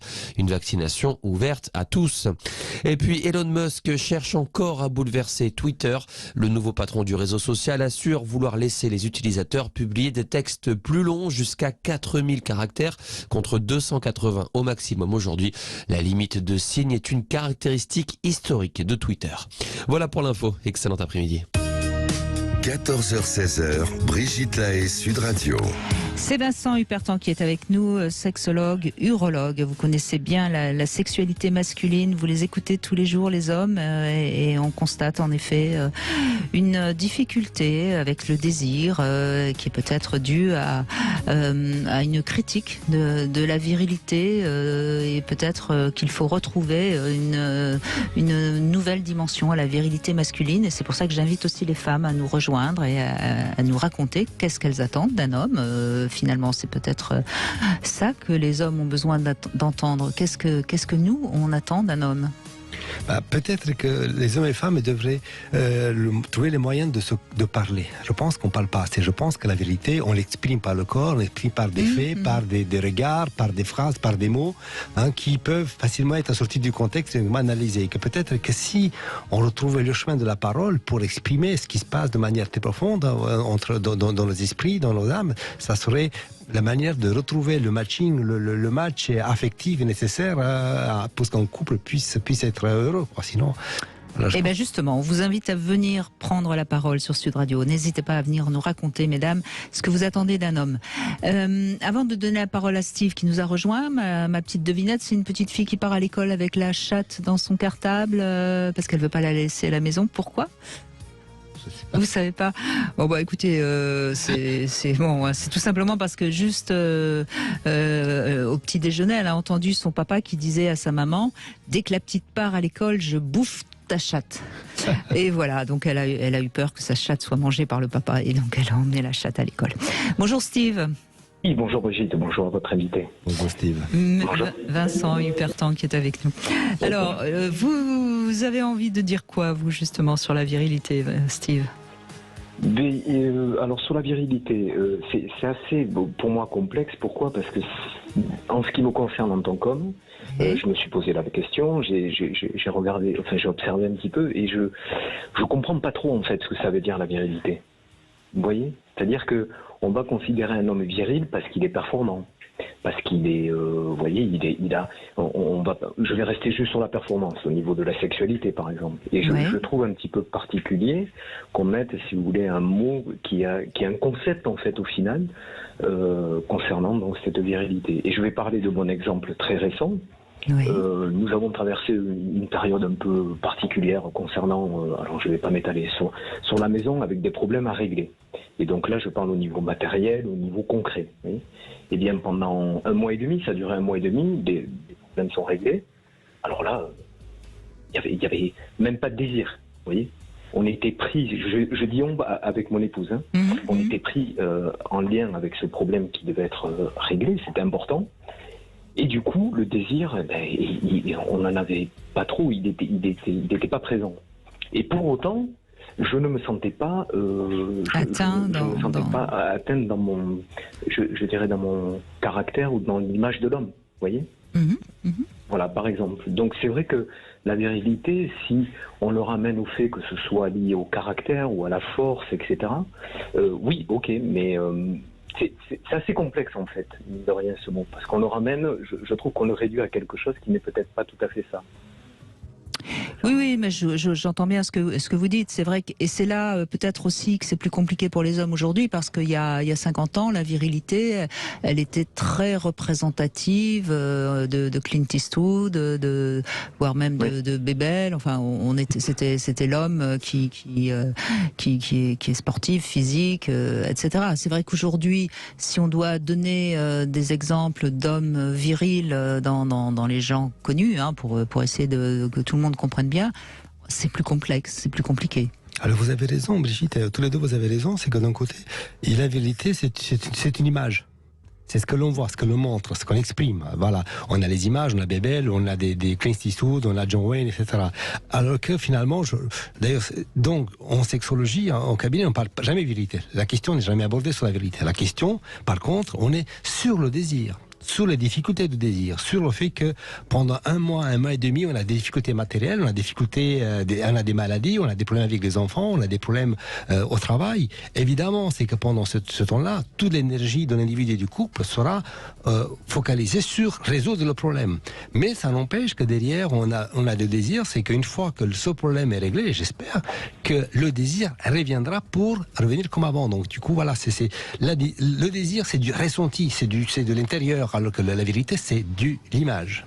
Oui, mais c'est aussi symbolique, la virilité. Et je trouve que dans notre société actuellement, on a tendance à oublier tout ce qui peut être symbolique. Et je trouve que c'est quand même pas mal si on pouvait remettre pour les jeunes hommes, bon Steve, vous êtes sûrement déjà mature, mais ce serait bien que pour les jeunes hommes, on ait une symbolique de la virilité, même si elle est différente de la symbolique des années 50, voyez. Parce que finalement, aujourd'hui, moi, ce qui m'inquiète, mais bon, après, je fais confiance à la jeunesse, mais ce qui m'inquiète un tout petit peu, c'est que comment les hommes se construisent, les jeunes hommes aujourd'hui, finalement. Vous voyez, c'est juste ça. Et moi, je pense que, et c'est pour ça que j'espère qu'on va avoir des femmes qui appellent, je pense que les jeunes femmes, aujourd'hui, elles attendent quand même d'un homme qu'elles puissent s'appuyer sur son épaule. Je pense qu'il y a quand même encore cette notion-là. Je ne sais pas ce que vous en pensez, Vincent, Steve. Oui, excusez-moi. Oui, allez-y. Oui, je peux intervenir. Oui, mais je vous suis complètement par rapport à ce que vous proposez. C'est lié aussi à l'image, si vous voulez. Je reprends un autre exemple de mon connu. Excusez-moi. Mon papa, par exemple, a toujours aidé à la maison. J'ai toujours l'image de mon papa qui était un homme costaud, qui faisait du sport et qui aidait à la maison. Alors quand je dis aider, c'était par exemple des tâches ménagères. Alors je ne sais pas si je suis hors sujet ou pas au niveau virilité, mais je n'ai jamais vu mon papa avoir un problème d'image par rapport à cela. Or, aujourd'hui, et je vous le confirme parce qu'on échange toujours pareil avec des amis, on a 50 ans, 40 ans, et donc le fait, alors ça va vous allez sourire, mais c'est totalement vrai ce que je vous dis, le fait de, par exemple, passer l'aspirateur ou faire le ménage, etc., et dire « Ah non, moi je ne fais pas ça ». Comme si c'était une atteinte à leur virilité. Mais complètement, j'ai dit « Mais en quoi ?» Oui, mais complètement. Moi, si vous voulez, je le fais à la maison. Je dis pas que c'est mieux, c'est pas bien. Chacun fait comme il veut, chacun fait comme il vit, comme il vit, pardon. Mais effectivement, il y a un problème à ce niveau-là. Vous voyez. Alors, est-ce que c'est lié à l'image? Est-ce que ça les amène à la confiance, etc. Je ne sais pas. J'ai dit, mais enfin, mais c'est ton foyer. Ah non, mais moi je fais pas ça. Ouais. C'est étrange. Vous voyez. Ça montre que c'est des hommes qui sont pas tellement bien construits dans leur identité virile. Hein. C'est encore une fois la même chose. Oui. Vous voyez, parce que si on est viril parce qu'on passe pas l'aspirateur. Un homme qui est bien dans sa peau et se pose pas cette question, est-ce que ma virilité sera atteinte si je passe l'aspirateur? Un homme qui est viril, qui est bien dans sa tête, dans son équilibre mental, il se pose pas ces questions. Hein. Donc ça tout à fait. Mais voyez, je vais prendre un exemple tout bête. Il y a une femme dans un RER qui se fait un petit peu embêter par 3-4 gamins. L'homme qui va se mettre là et qui va dire laissez-la tranquille, quand même quelque part, je pense qu'aujourd'hui encore, ça sera un symbole d'un homme fort, viril, et cette femme sera contente et elle remerciera. Rassurant, oui. Et rassurant, oui, voilà. Je pense qu'il y a, quoi qu'on en dise, les femmes attendent encore ça d'un homme. On leur demande plus d'aller se faire trucider à la guerre, mais enfin, je veux dire, la force d'un homme sera toujours plus grande que celle d'une femme, et moi, ça me posera jamais de problème qu'un homme m'aide à porter un truc qui est trop lourd pour moi. Enfin. Ce qu'a dit votre invité, excusez-moi monsieur votre Vincent. Nom, Vincent. Oui, Vincent, excusez-moi monsieur. Vous l'avez proposé, c'est le dialogue, mais le réel dialogue. C'est-à-dire que lorsqu'on entend, mais peut-être qu'on n'écoute pas. C'est-à-dire que votre épouse vous parle après une journée qu'elle a traversée, avec de belles choses et puis des choses émotionnellement elle a mal vécues. Eh bien, une réelle écoute, vous voyez, c'est-à-dire qu'elle se sent comprise. Et le fait d'être comprise, entendue, et vraiment prendre le temps de l'écouter et d'essayer de comprendre, non pas de trouver la solution, eh bien, c'est rassurant pour l'épouse, vous voyez, pour la femme. Et rien que ça, est-ce que c'est une posture de virilité? Je ne sais pas, mais c'est une posture de responsable d'être présent, mais réellement, vous voyez. Vous avez un point important, très important. En fait, là, excusez-moi, je fais exactement ce qu'il fallait pas. Il faut savoir l'écouter. On ne sait pas écouter aujourd'hui, on ne sait plus écouter. C'est que quand on parle avec un autre, on est dans ses idées et finalement l'autre, il avance, mais en fait on ne l'écoute pas. On a l'écho de ses paroles dans notre tête, mais en fait on n'est pas dans l'écoute de ce qu'il a à nous dire. Oui, mais ça n'a rien à voir avec la virilité, parce que les femmes aussi, beaucoup ne savent pas écouter. Hein. Oui, tout à fait, c'est vrai. Donc ça, c'est juste une des qualités de la maturité et d'être bien avec soi-même. Si on est bien avec soi-même, on peut écouter les autres. Tant qu'on n'est pas bien avec soi-même, on a tellement besoin de parler de soi qu'on n'est pas capable d'écouter l'autre. Hein. Mais si je peux me permettre, Brigitte, excusez-moi, évidemment, c'est le fait d'écouter, mais surtout que la femme, donc la personne qui est en face de vous, donc l'épouse, puisse se dire, je peux m'appuyer sur toi. Ça, oui. C'est-à-dire que toi, en tant qu'homme, tu es en posture de verticalité, voilà, je suis là, tu peux te reposer sur moi. Est-ce que ça, c'est être viril? Je ne sais pas, mais si c'est ça, oui, je pense que la femme qui a un homme sur qui elle peut compter considérera qu'elle a un homme à ses côtés. Ça, je suis d'accord. Oui. Après, ça dépendra de ce qu'elle attend. Hein. Chaque femme va peut-être attendre des choses différentes, mais ça, je pense, oui, en effet. De même que vous, en tant qu'homme, vous aimez avoir une femme qui est là pour le repos du guerrier, mais pas au sens uniquement sexuel. Hein. Tout à fait, mais complètement. Vous avez raison. C'est une réciprocité. En fait, on a besoin les uns des autres. On a besoin. Donc on peut mettre la virilité avec, et eux aussi. Je ne sais pas si ça se fait, ça, mais parce que quand on parle de force, quand on parle de vigueur, parce que non, mais nous, on serait plutôt le roseau et vous seriez le chêne. Oui. Si on faut donner une image symbolique. Oui, belle image. Oui, vous voyez, je crois que souvent, oui, la femme est plus souple, plus adaptable. Vous êtes une force plus brute, mais une vraie force quand même. Enfin, je pense que l'image du chêne et du roseau est assez symboliquement assez représentative et c'est bien mais je crois qu'on a besoin de symboles pour mieux comprendre ce qu'on est les uns et les autres. Oui, tout à fait. Quand on reprend l'histoire un petit peu du monde, on voit que par exemple les statues grecques, vous voyez, ou même en Égypte, c'est à chaque fois des statues grandioses avec peut-être, je sais pas, des organes génitaux très gros, et ça représentait certainement les dieux, mais la force, la virilité, etc. Et on retombe dans l'image, et je trouve que... Oui, voilà, revenons un peu à ce que je disais. Oui, vous avez raison, revenons un peu à la mythologie, et on avancera tous ensemble. Tandis que là, on se fait la guerre, c'est un peu bête. Merci en tout cas de cet échange, Steve. Merci beaucoup. Merci beaucoup. Et on continue à évoquer tout ça et j'espère que ça vous aidera à mieux comprendre qui vous êtes, parce qu'en fait c'est ça le but de cette émission. Chacun soit bien avec lui-même et donc mieux. Et ne pas avoir honte, parce que ça, il y a un problème de honte aussi dans la vérité. Allez, 0826 300 300, n'hésitez pas à venir parler avec nous. 14h-16h, Brigitte Lahaie, Sud Radio. Toujours en compagnie de Vincent Hupertan, nous évoquons ensemble la virilité et on essaye de comprendre où on en est dans nos rapports hommes-femmes aujourd'hui. Et c'est bien d'avoir des femmes qui appellent aussi et qui donnent leur avis. Bonjour Sandrine. Bonjour. Merci d'être avec nous. Oui. Eh ben oui, vous êtes d'accord avec moi, c'est important la virilité chez un homme. Oui, c'est primordial. Primordial, hein. Mais alors, c'est quoi pour vous? Alors, vraiment, pour moi, ce qui va être important, c'est de ressentir que ce soit dans l'attitude, ce côté sécurisant et protecteur, et aussi un côté responsable, en fait. Donc, il y a une certaine maturité qui va amener ce côté viril aussi, et vraiment ce sentiment de protection. Et oui, on pourrait dire dans des stéréotypes, mais ils ont la vie dure. Parce qu'on a besoin de sécurité. C'est que tout le monde a besoin. L'homophile a besoin de sécurité, de la sécurité affective du couple. Donc, si on est en couple, c'est que chacun cherche ce qui lui manque chez l'autre. Donc, c'est ça, parce que nous, dans notre côté féminin, ils vont aussi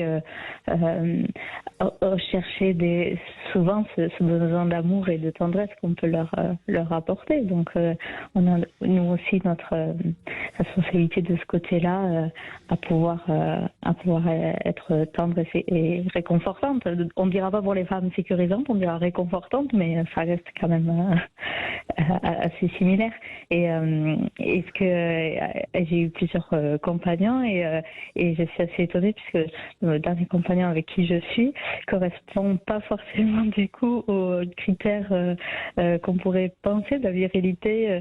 Voilà, il n'est ni grand, il est pas incroyablement musclé, il est quand même musclé, il n'est pas du tout macho et pour autant c'est avec lui que je ressens le plus de virilité puisque justement je ressens vraiment ce côté-là de pouvoir mener les choses, guider et même dans nos rapports physiques. Il y a ce côté-là où, un peu comme dans une danse, il y a un moment où on peut se relâcher, il va guider les choses et on peut s'abandonner aussi. Oui, mais vous avez raison. Hein, la virilité, c'est pas une question de poids, de muscles, de taille. C'est un homme qui est un homme, quoi. Oui, voilà ce qui est propre à l'homme et ce qu'on ne peut pas, nous, toujours, en tant que femme, apporter. Et c'est ce qui fait l'intérêt de ce duo homme-femme aussi, c'est de pouvoir s'apporter nos spécificités. C'est pas une question de mesure, oui, comme disait Brigitte, c'est pas une question de poids, de taille, c'est ce qu'on dégage. La vérité, c'est quelque chose qu'on dégage. La vérité, avec ce sentiment, comme vous disiez Sandrine, qui peut être sécurisant, qui apporte à l'autre la stabilité. Ça peut être à la fois dans le quotidien, à la fois dans le foyer et aussi dans les rapports sexuels. Donc, en fait, on a besoin de quelque chose de... On a tous besoin de quelque chose qu'on n'a pas et qu'on va chercher chez l'autre. Oui, et je ne sais pas si vous êtes d'accord avec moi, Sandrine, mais je trouve que quand on est bien avec un homme, on a envie d'être femme. Oui, complètement. Tout simplement parce qu'on peut être à sa place, quoi. Voilà, chacun du coup apporte ce qu'il a apporté. Il n'y a pas de rapport dominant-dominé. Chacun est là pour amener ce qu'il a amené. Parfois, on se relaye aussi, pas toujours. Bien sûr. Voilà. Mais on se sent à sa place, effectivement. Quand on se sent bien avec un homme qui justement a ce côté rassurant, sécurisant, comme vous avez justement dit, on peut nous lâcher, nous offrir, et c'est vrai. Et peut-être que c'est ça aussi que beaucoup de femmes, finalement, de jeunes femmes aujourd'hui ne comprennent pas. Elles restent trop dans une position un peu phallique, et elles passent, je pense, à côté justement de leur féminité. C'est vrai qu'au niveau des rapports sexuels, ce qui je trouve intéressant quand justement on se sent bien avec le partenaire, c'est de pouvoir être différent un peu en fonction des rapports. Des fois on va être un peu fatigué, on va apprécier d'être guidé, que l'homme fasse, qu'on puisse se relâcher, puis d'autres fois on va vouloir on va être un peu plus tonique, plus dans la démonstration, et c'est aussi pouvoir être changeant, pas être dans une soumission totale, oui, bien sûr. De pouvoir varier, et c'est aussi ça qui est agréable. C'est très intéressant de ce que vous dites sur ces dimensions sécurisantes, ces dimensions de complicité du couple, ces jeux de rôle qui finalement, moi j'utilise en consultation souvent l'expression des Grecs, c'est l'homéostasis, à savoir l'équilibre. La vie de l'individu, la vie d'un couple, la vie sexuelle, la vie érotique, la vie amoureuse, la vie parentale, c'est une question d'équilibre. Et l'équilibre, justement, ça permet que chacun, on a des déficits, on a des défauts, on a besoin que l'autre vienne nous apporter ce quelque chose. Et que ce quelque chose, qu'on appelle virilité, qu'on appelle sécurité, qu'on appelle charme, peu importe finalement, ça apporte quelque chose qui manque. Oui, oui. Et donc, Sandrine, vous avez trouvé votre complémentaire. Oui, mon complémentaire. Et effectivement, au début, j'aurais pas misé parce que on est aussi tenu par ces images qu'on nous envoie, ces représentations, et en fait, à force de côtoyer, j'ai vraiment ressenti cette force. Alors, qu'est-ce qui au début vous a fait penser que ça serait pas jouable? Le fait, j'avoue que le fait qu'il soit petit. Ah oui. Oui, les c'est un peu bête, stéréotypes. mais le fait d'être un peu la même taille, mais en fait, c'est pour ça qu'après, ce qu'on dégage dans l'attitude, au final, ça peut nous grandir. On voit la personne différemment et on n'est plus tenu par ces petits détails physiques. Mais après, il a un côté ferme au niveau des muscles, et ça résonne chez moi un peu comme un côté solide. Oui. Un vrai décalage entre l'image initiale et puis le ressenti dans l'intimité. Oui. Exactement. Bon, écoutez, merci de ce témoignage, en tout cas, Sandrine. Merci à vous. Sécurisant, il n'y a rien à faire, on en revient encore et encore. On a besoin de cette sécurité. Bon, n'hésitez pas, vous aussi, à témoigner, 0826 300 300. Allez, une petite pause, on se retrouve pour le Love Conseil. Je vais vous parler de la danse du serpent. 4.fr, le plus grand site de webcam live réservé aux adultes. Brigitte Lahaie, Sud Radio, le Love Conseil. Alors Vincent Hupertan, je vais vous parler de la danse du serpent. De quoi je vais vous parler En fait, je ne sais pas s'il y a une notion phallique, mais tous les mouvements ondulatoires ont un effet choc sur la libido, et tout particulièrement sur la libido masculine. Et c'est vrai que sans vous-même vous en rendre compte, Vincent Hupertan, quand vous regardez une femme marcher, vous regardez comment elle ondule son bassin. Et c'est le propos de mon Love Conseil.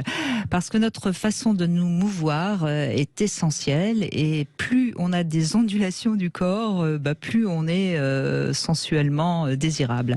Donc, au lieu de vous jeter sur votre mal, venez plutôt en rampant, en ondulant avec vos mains, vos seins, votre torse et bien sûr votre bassin. Et on sait d'ailleurs que les femmes qui ont des cheveux longs et qui savent jouer avec les cheveux longs en tournant de manière ondulatoire de la tête, c'est pareil, ça excite les hommes. Alors, on peut aussi jouer dans un lieu public. On se lève en se déroulant, c'est-à-dire au lieu de se lever verticalement, on se lève en passant d'abord à gauche et puis à droite, ou le contraire, ça qu'importe. Et ça, c'est en général dans un lieu public, ça marche. Voilà. Donc, vous vous levez en déroulant d'abord les épaules vers la droite, et puis ensuite la taille vers la gauche, les hanches vers la droite, etc. Et puis les bras aussi. La manière dont les femmes bougent les bras, c'est très très intéressant aussi. Il faut donc bouger les bras comme si c'était un serpent. Et évidemment, le déhanchement, on connaît le succès de la danse du ventre. Quand on dit la danse du ventre, en fait, c'est un mouvement ondulatoire des hanches. C'est pas le ventre qui... Exact. Voilà. Et c'est vrai que durant l'acte sexuel, c'est pareil. Les mouvements de rotation des reins, le mouvement de bassin ont aussi un effet tout à fait positif sur la libido. Voilà. Donc je voudrais juste, dans ce Love Conseil, inciter les femmes, mais aussi les hommes, d'essayer quand même toujours d'avoir dans son corps un peu plus de rondeur, un peu plus de souplesse, un peu plus de mouvements ondulatoires. On a tendance comme ça à se tenir toujours un peu raide, et je trouve que c'est dommage parce que c'est très éloigné de ce qui est sensuel, érotique, justement. J'ai l'explication à tout ça. D'ailleurs, au moment où j'écris le livre, je me suis documenté sur la vie sexuelle des rats et des lapins.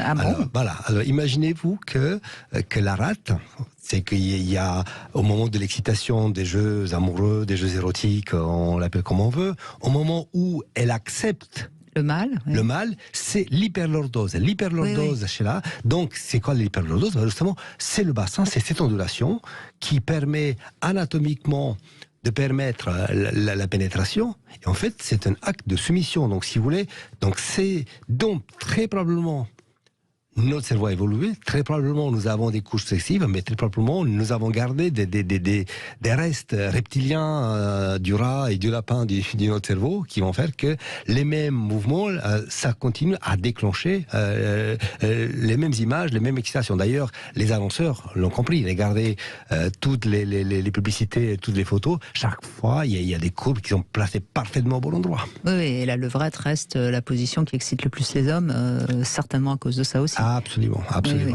Voilà, bon, c'était le Love Conseil du jour. Demain, nous serons avec Samuel Doc et on va comprendre en quoi la sexualité est un des éléments essentiels qui nous aide à nous construire dans notre identité masculine ou féminine. Joli sujet, n'est-ce pas ? Oui. Charlie, bonjour. Oui, bonjour Brigitte, bonjour Vincent. Bonjour. Donc vous considérez viril et vous avez bien raison. En tout cas, oui, j'ai l'impression que ça marche mieux comme ça. Et alors justement, en quoi vous considérez-vous viril ? Donnez des infos pour ceux qui nous écoutent et qui aimeraient aussi se considérer comme viril. J'essaye d'être déjà mentalement, ne pas être une girouette, c'est-à-dire garder des principes et des positions claires sur n'importe quel sujet en vérité, et surtout essayer d'être un appui, un support pour un pilier. Voilà, pour une femme, parce que de toute façon... Vous avez raison, je pense que les femmes préfèrent les hommes qui savent ce qu'ils veulent que les hommes qui changent, qui sont girouettes. Oui, je crois que c'est vrai. Mm-hmm. Vous croyez pas, Vincent ? Si, on a besoin, on a parlé tout à l'heure, sécurité, on a besoin des choses qui sont stables, qui sont claires. L'homme qui change d'avis tout le temps, c'est pas un pilier, les piliers ne bougent pas. C'est pour ça qu'on l'appelle pilier. Mm-hmm. C'est stable, il est solide, solidement ancré. D'accord, très bien, Charlie. Et puis, c'est surtout, c'est un travail de longue haleine, quoi, parce qu'on nous apprend pas forcément à l'être.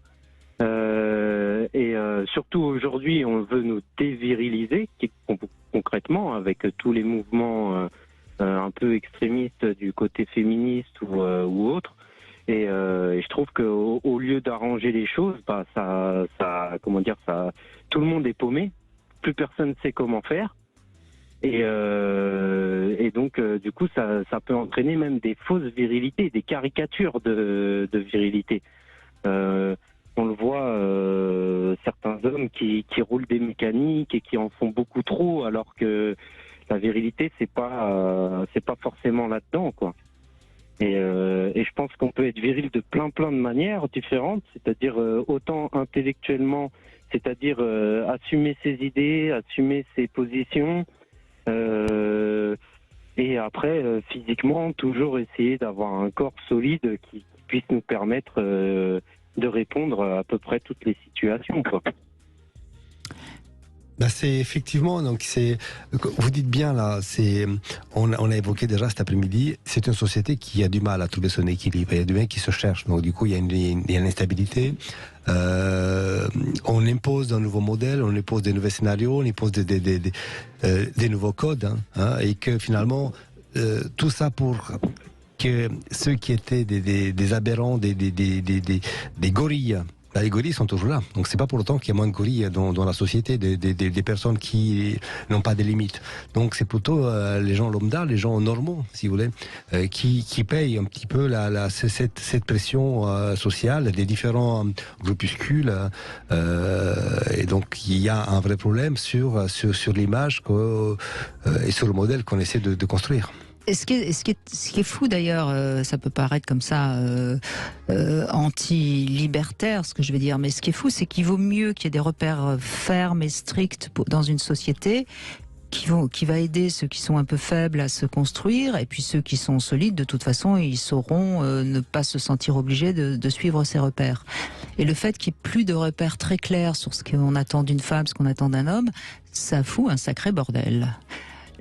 Charlie, oui, allez-y, je vous en prie. Oui, et puis surtout, ce qu'il faut bien, ce que je pense qu'il est important de préciser, c'est que on n'est pas tous égaux, et en fait, il faut juste essayer de tendre au maximum vers Alors, ce qui est très très très juste dans ce que vous venez de dire, Charlie, c'est qu'évidemment qu'il faut lutter pour une égalité sur le plan sociétal, mais on ne sera jamais tous égaux. Il y aura toujours des grands, des petits, des blonds, des bruns, des riches, des pauvres, et ça sera toujours comme ça. Après, que la société permette à chacun les mêmes choses. Et c'était ça le sens d'ailleurs de la révolution. C'était pas de couper les têtes qui dépassent. Hein. C'est le fanatisme qui s'est emparé de la révolution qui a coupé les têtes. Hein. Tout à fait. Ah oui, c'est sûr. Ah, j'ai un exemple assez Il y aura toujours des gros sexes et des petits sexes. Hein. Ah, bah c'est ça. Il faudra faire avec. Ce qu'il faut, c'est que tout s'y bande. Ah ouais, c'est ça. Voilà, c'est ça. Il faut que tout le monde en trouve son compte. Ouais, je voulais juste vous savoir quel âge vous avez, Charlie, parce que c'est intéressant en fonction de l'âge de vos témoignages. Moi, j'ai 37 ans, moi. Oui, donc vous êtes plutôt de la nouvelle génération, enfin pas tout à fait la nouvelle génération, mais 37 ans, vous êtes jeune, oui. Et vous avez un fils ou pas? Ouais, j'ai un fils et une fille. Et alors, qu'est-ce que vous dites à votre fils? À mon fils, c'est d'avoir confiance en lui et de ne pas,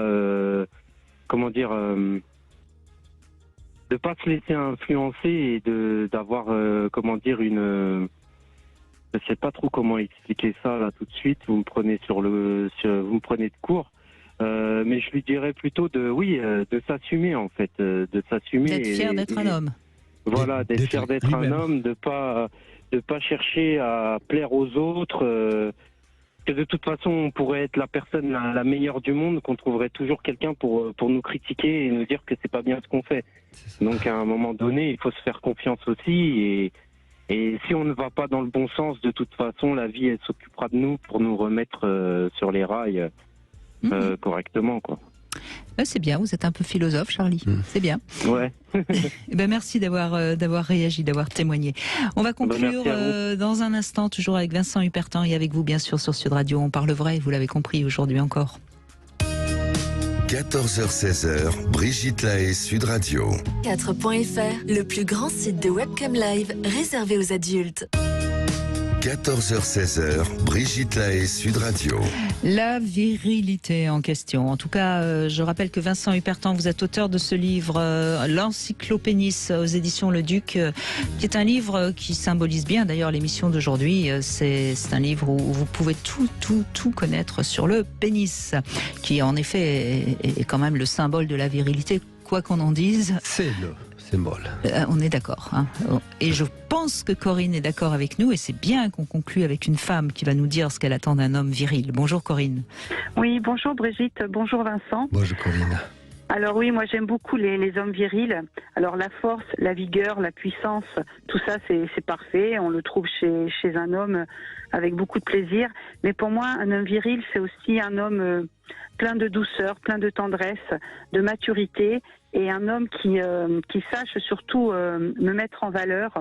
Et si mon homme arrive à me faire des compliments dans la journée, me mettre en valeur, moi je vais être une femme plus amoureuse et sexuellement, ça va mieux se passer entre nous.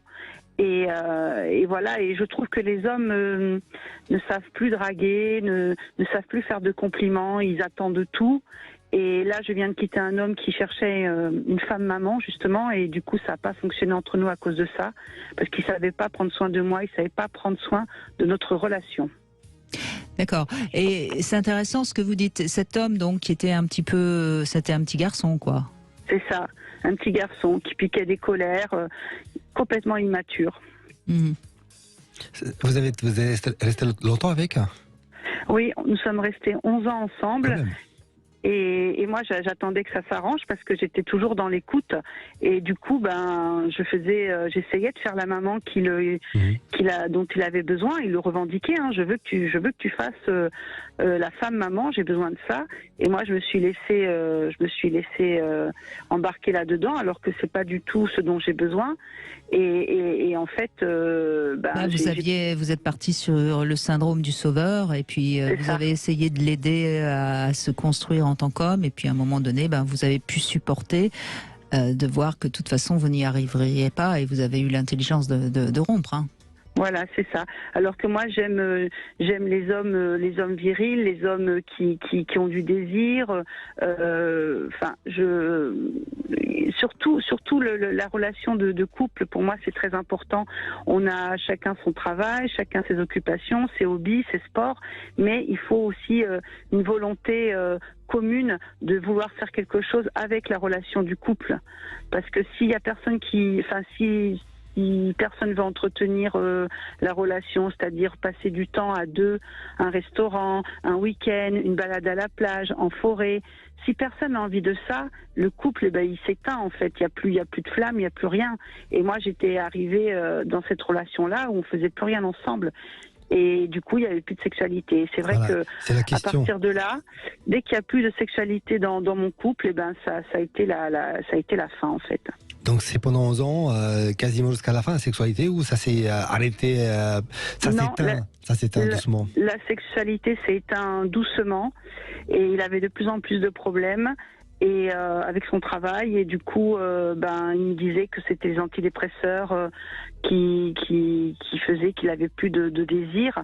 Quand on commençait à faire l'amour, il pouvait avoir une érection, puis à un moment donné, il s'arrêtait, puis il me disait non, je peux pas, j'ai la tête qui tourne, non, ça va pas. Mais en fait, il avait toujours des problèmes et il n'avait pas envie de jouer, il n'avait pas envie de tout ce que je pouvais lui proposer. C'était pas son truc en fait. Donc j'essayais de faire des petits scénarios, j'essayais de lui montrer une sexualité plus ludique et ça marchait pas en fait. Ça marchait pas. Donc moi après je me sentais mal parce que du coup quand un homme ne sait pas donner du plaisir à une femme, en fait moi je me sentais accusée. Donc traitée comme si j'étais une obsédée sexuelle en fait, comme si c'était Vous voyez, Corinne, on a évoqué déjà la semaine dernière la panne de désir des hommes dans l'émission avec Yves Pslati. Là, on entend bien quand un homme a des pannes de désir, ça perturbe énormément la femme. Oui. Et ça, c'est un vrai sujet. C'est un vrai problème, Et d'ailleurs, c'est s'il y a un motif pour lequel un homme doit consulter s'il y a des pannes à répétition, c'est ça, parce qu'après, ça déconstruit la confiance dans l'érotisme du couple, donc ça crée les prémices d'un élargissement et ça amener à la séparation. Oui, alors bon, moi j'aimerais que les hommes reprennent le goût, quoi, l'envie de séduire des femmes, de draguer gentiment, avec beaucoup d'humour et puis de simplicité en fait, et que les hommes n'aient pas peur d'aborder des femmes. Il y a la galanterie, il y a l'humour, il y a plein de choses en fait qui font craquer les femmes. Corinne, beaucoup de femmes pensent comme vous, sauf qu'il faut à ce moment-là que nous les femmes, on ferme le claquet de toutes ces femmes qui considèrent que quand on nous dit qu'on est jolie, c'est du harcèlement, vous voyez.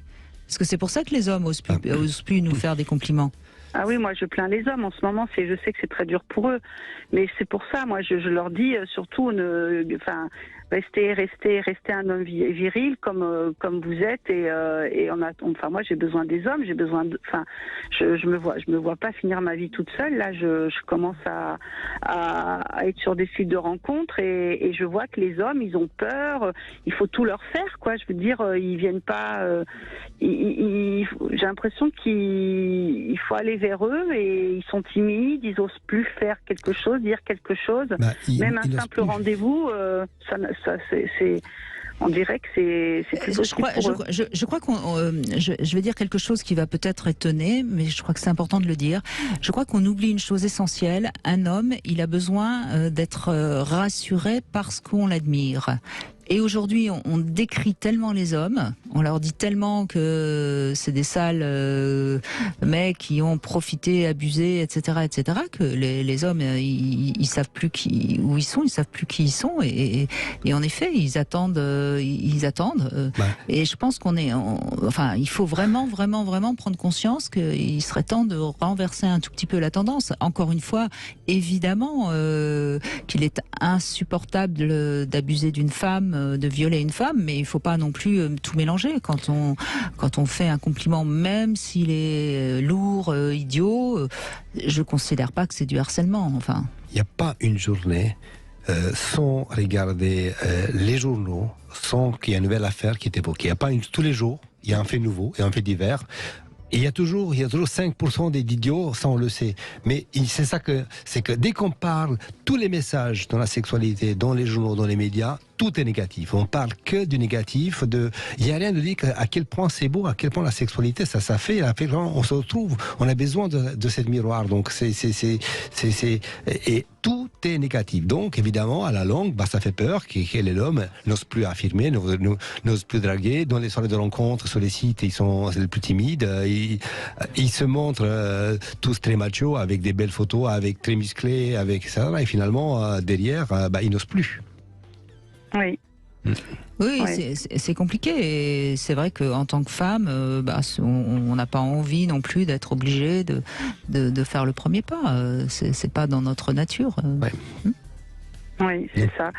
En tout cas, pour les hommes qui sont en couple, surtout, il faut aussi évoluer et apprendre. Enfin, rien n'est acquis, rien n'est gagné. Il faut vraiment avoir envie d'entretenir une relation de couple, une relation harmonieuse, amoureuse avec sa compagne. C'est très important parce que moi, je vois beaucoup de couples, de gens ensemble, mais en fait, il y a déjà plus tout ça, quoi. Et autour de moi, il y a plein de gens qui se séparent et je trouve ça vraiment dommage et inquiétant. Non mais voyez-vous, vous avez vécu avec le même homme pendant 11 ans. Pendant 11 ans, il n'a pas changé. C'est le même. Et donc là, maintenant, a posteriori, vous vous rendez compte qu'il n'aurait jamais pu changer. Voilà, c'est ça. Parce que elle voulait une mère et vous voulez lui offrir la femme. Donc lui, vous le faites ce qu'il ne voulait pas, quoi. Donc finalement, ce qui explique, la sexualité ne marchait pas et vous avez fait le pari qu'il va changer. Donc alors qu'il a pas changé, il n'avait jamais exprimé ni sa volonté ni son pouvoir de changer. En fait, on avait essayé, on avait vu dernièrement une médiatrice, mais ça n'a pas fait évoluer les choses. La médiatrice lui avait expliqué que si j'étais pas d'accord avec lui, c'était pas grave, c'était pas la fin du monde. Et il m'avait dit mais moi je veux toujours que tu sois d'accord avec moi et tant que tu n'es pas d'accord avec moi, j'insiste et bon, on était sortis de là avec cette révélation. Il m'a dit ok, j'ai compris que c'est pas grave si t'es pas d'accord avec moi. Mais je lui dis bien sûr que c'est pas grave si je suis pas d'accord avec toi. Je dis ça veut pas dire que je t'aime pas, ça veut pas dire que on n'a pas d'autres points communs, mais voilà, si on n'est pas d'accord, on lâche l'affaire et puis on passe à autre chose. Lui, c'était quelqu'un de très news, quoi. Je veux dire, il fallait toujours que j'aille dans son sens, quoi. Sinon, il était certainement très peu sûr de lui, de toute façon. Voilà. Mais vous avez pensé pouvoir l'aider, vous avez eu, en effet, comme je le disais, le syndrome du sauveur. Et ça, c'est vrai que on peut pas changer l'autre, on peut l'aider à se changer s'il en a envie, mais vous pouvez pas le transformer. Et visiblement, c'était plus facile pour lui de vous perdre que de faire un travail sur lui. Voilà, c'est ça. Et donc du coup, comme j'étais tout le temps dévalorisée, dénigrée, et à un moment donné, j'en pouvais plus, j'avais plus d'énergie, j'avais plus de joie de vivre. Corinne, je vais dire quelque chose et c'est très important que tout le monde l'entende. Quand quelqu'un, notre partenaire, nous dénigre, c'est de lui dont il parle. Ça veut dire qu'il est pas bien dans sa peau, ça veut dire qu'il n'a pas une bonne estime de lui-même. Et donc, qu'est-ce qu'il fait ? Il nous rabaisse pour montrer qu'il est meilleur que nous. Vous savez, c'est le principe de la balançoire. Il y a un enfant qui est en haut, un enfant qui est en bas. Et normalement, dans un couple, on ne devrait jamais dénigrer l'autre. Parce que dénigrer l'autre, c'est finalement se dénigrer soi-même. Puisqu'on a choisi de vivre avec quelqu'un qu'on dénigre, ça veut dire que quand même, on n'est pas doué. Hein. Oui. Donc, oui, tout à fait. Donc, surtout si vous gardez encore quelques réflexions qu'il vous a faites dans votre tête, chassez-les. C'est lui qui avait un problème. Oui. Oui, là, il faut que je fasse un travail pour me reconstruire parce que je me suis rendu compte que j'étais pas une femme aimée en fait et ça fait très très mal. Ça fait très très mal. Vous avez été une femme un peu utilisée, il était certainement dans une dépendance affective et c'est vrai que quelque part il vous a jamais vraiment aimé pour ce que vous êtes, il vous a aimé sans doute pour que vous puissiez le secourir. Oui, puis on peut rester pour une maison, on peut rester pour des enfants. Nous, en l'occurrence, on est restés ensemble pour une maison et une belle propriété, mais ça fait pas le bonheur. Ouais. Ça suffit pas. Non, c'est pas le matériel qui fait le bonheur. Voilà. Même si bien sûr le manque peut rendre malheureux, mais c'est pas l'argent qui rendra heureux, c'est évident. Ouais.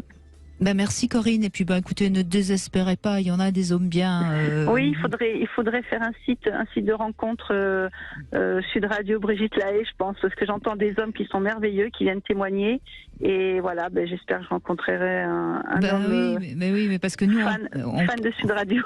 Nous on parle vrai, on parle de nos émotions, voilà. Donc les hommes qui écoutent cette émission, c'est des hommes qui sont quand même un peu pas trop macho, hein, évidemment.